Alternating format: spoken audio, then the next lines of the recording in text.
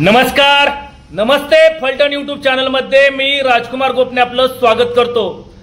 पत्नीच्या चारित्र्यावरती संशय घेऊन पत्नीचा खून केल्याचा प्रकार बारामती तालुक्यामध्ये घडला आहे. बारामती तालुक्यातील बांदलवाडी या ठिकाणी ही घटना घडली असून या प्रकरणी बारामती शहर पोलिसांमध्ये पतीवरती गुन्हा दाखल करण्यात आले आहे. संजना लहू वायकर वय 40 असं खून झालेल्या महिलेचं नाव आहे.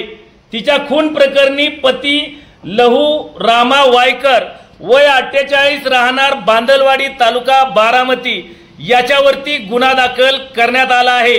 याबाबत पोलिसांकडून मिळालेली माहिती अशी की लहू वायकर आणि संजना वायकर यांच्यात सातत्याने वाद होत होते. लहू आपल्या पत्नीच्या चारित्र्यावर संशय घेत होता.